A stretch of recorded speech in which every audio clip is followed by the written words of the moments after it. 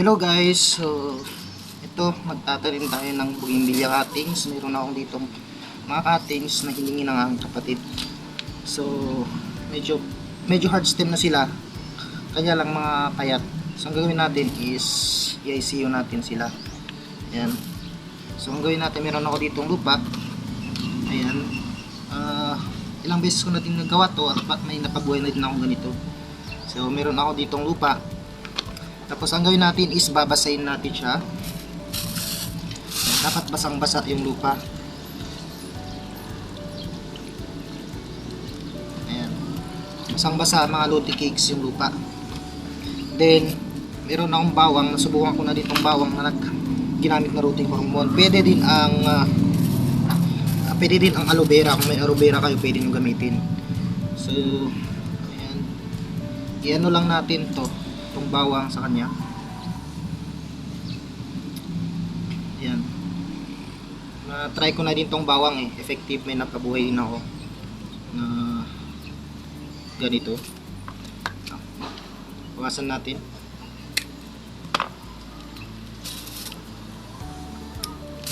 Ayan. Kiskisan nyo lang siya ng bawang. Ayan. Tapos tusok natin dito. And then gawin din natin sa iba.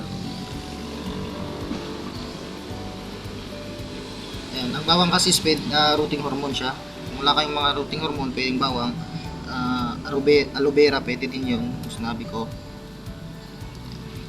Hindi natin to.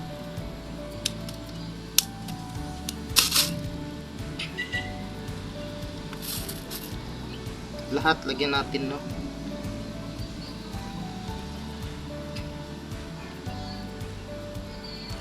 Yan, tusok lang natin dito. Ayan, may napabuhay din ako na ganito, lahatan.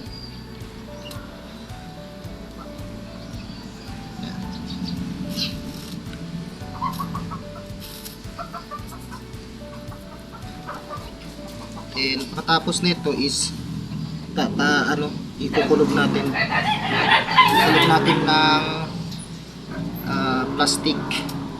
Ayan mga lodi cakes, nalagay na natin sila. Then medyo natin. Ayan. Then pagka nalagay natin na ganyan, lagyan natin yung ganito, kukulob natin siya ng plastic. Ayan, ganyan. Tapos kung mag-dry siya, pwede nyo siyang diligan dito. Pwede nyo diligan sa gilid lang dito. Ayan, then ilagay natin siya sa malilim na lugar, yung hindi siya nasisikatan ng araw na maliwanag. Then after 15 days, 20 days, tsaka natin i-check. Pag nabuhay siya, then papasingawan na natin. Ang pagpapasingaw sa ganito is ito, ilusin nyo lang to. Ganyan mga lodi cakes, ilusin nyo lang siya. Ayan. So ganito kasimple ng magpabuhay ng bougainvillea. Ayan, so i-update ko kayo kung mabuhay siya mga lodi cakes. Ayan. Maraming salamat sa panonood mga lodi cakes. Bye, ingat.